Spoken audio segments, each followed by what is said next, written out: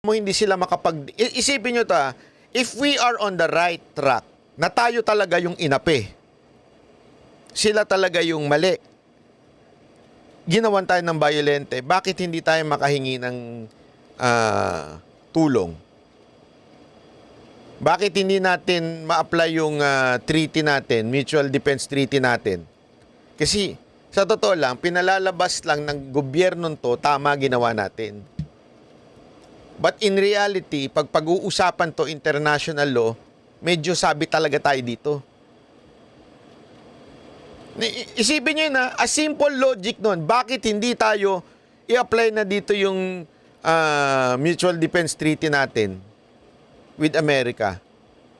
Kasi may sabi tayo dito eh. Sa totoo lang At paggamit ng tear gas. Nang malalimang imbestigahan ng girian, binawi ng Administrasyong Marcos ang nauna nitong pahayag na misunderstanding o aksidente ang nangyari. Well, you know, this was probably a misunderstanding or an accident. Yan yung unang pahayag. Accident, misunderstanding. Medyo kumabig. Biglang, sandali. Hindi pwedeng ganyan. Manggagalit si Uncle Sam. Sabi nito ni Gibo. Not yet ready to classify this as an armed attack. It was not a misunderstanding. Patawa sila, no? Hoy, may group chat. Mag-group chat kayo. Mag-usap. Hindi kayo nag-uusap. Kaya nga daw sabi ni Bersamin, hindi ito considered as armed attack. You know why? Hindi naman talaga eh. Hindi naman arm yung kalaban eh. Palakol ang gamit, hindi ho arm yun. Ang arm tayo. Tayo may bit-bit eh. Tayo may dala. Patay tayo niyan. Patay tayo niyan. Di ba? Sabi tayo dito, sa totoo lang. Mukha lang talagang kayo kawawa kasi tayo yung... Again hindi po natin sinisisi dito yung mga Navy natin. Sila ho'y sumusunod lang sa utos nitong mga to. Wala silang choice eh. Pag hindi naman sila sumunod sa utos, maka-court martial sila. Sumusunod lang po sila. Ang palpak dito ito mga nag-utos. Kaya nga 'di ba yung isang epal na Coast Guard na ilipat na. Kasi epal-epal. Or an accident.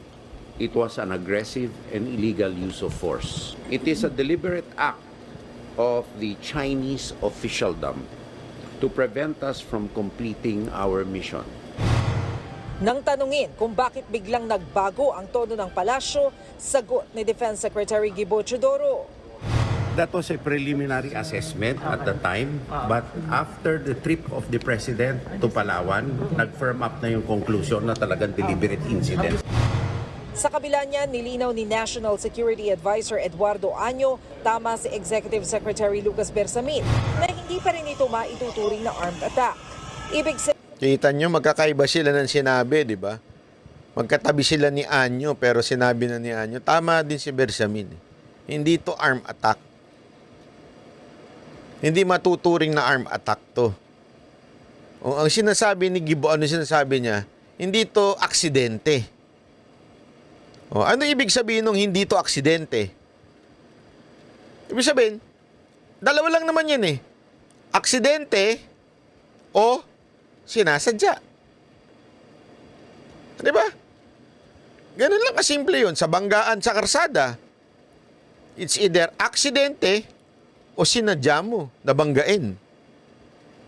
Ganun din dito. Sabi ni Gibo, hindi ito aksidente. Sinadya. Tama, mali. O ngayon, sabi ni Anyo, nakatabi ni Gibo, tama si Bersamin.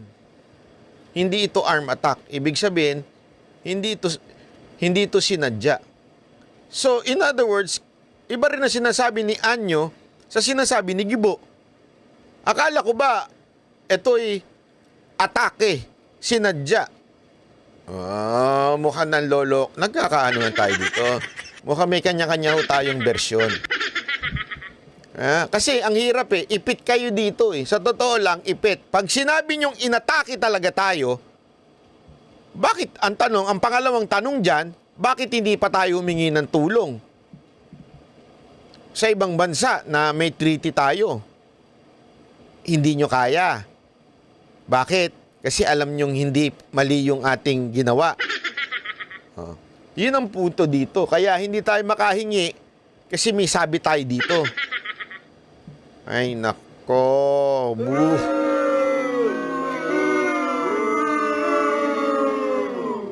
Sabihin, hindi yan patayan para paganahin ang Mutual Defense Treaty nang sa gayon ay rumesbak ang Amerika para sa Pilipinas. Bukod dyan, binawi rin ng naunang sinabi ng palasyo na isa sa publiko ang schedule ng mga resupply mission sa BRP Sierra Madre. Naiintindihan naman ng ilang eksperto ang pagbabago ng posisyon ng gobyerno ng Pilipinas. Mahirap na makipagsabayan sa init ng ulo ng China. I think Bakit ngayon nyo na naintindihan?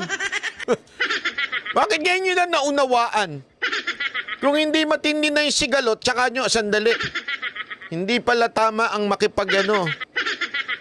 Hindi, ikaw naman Banat Bay, wala namang kinalaman to si Chester. Hindi kasi alam mo, yun ang problema eh. Nung una, ang tatapang natin. Laban tayo, gera, kung gera, andyan si Uncle Sam. Laban. O, tapos nung sineryoso tayo ng China, biglang, hindi, dapat mahinahon lang tayo, ha? Easy lang. Easy lang tayo, ha? Oh, bakit bigla naisip nila yon? Kasi alam nilang hindi naman talaga makakatulong agad-agad ang Amerika. Oh, eto nga nangyari na to, di ba? Pinalala nila ng pinala. Kasi ano nila yan eh, unang balita niyan, talagang pinalala ng pinalala, inaatake na tayo, ganito. Siguro, they tried talking to Americans o etong mga taga-US, tapos sinabi ng taga-US, andali, malabo yan. Malabo niya na maging basihan. Di ba? Malabo yan. So, ibig sabihin, medyo kumabig sila ngayon. Sandali, oo nga. Easy lang muna tayo, easy lang. Hindi pala tayo kakampihan ni Uncle Sam. this time around, they were able to see the bigger picture of it. Dito makikita natin na ganun talaga yung laro pagdating sa diplomasya. Minsan, hindi diretsuhan yung salita. We could see na very complex din yung sagot. Kahapon, personal na binisita ni Pangulong Marcos sa mga sundalo ng AFP Western Command sa Puerto Princesa, Palawan. Kinausap niya ang mga sundalo. Pinarangalan pa ng Pangulo si Seaman First Class Underwater Operator Jeffrey Facundo, ang sundalong naputulan ng daliri sa huling RORE mission. Dito niya iginiit na hindi kailanman gagamit ng dahas ang Pilipinas laban sa China. I salute the 80 officers and troops who sailed the waters and exercised the greatest restraint amidst intense provocation. On June the 17th, we made a conscious and deliberate choice to remain in the path of peace. Plano rin ng Department of Foreign Affairs na ipatawag si Chinese Ambassador to the Philippines Wang Shilian. Pero sa ngayon, ipinupursige muna ng DFA ang bilateral mechanism ng Pilipinas at China. Nagbabalita mula sa Frontline, Maricel Halil. Nakakatawa, oh. Biglang ngayon diplomatic ng approach. Ay, nako.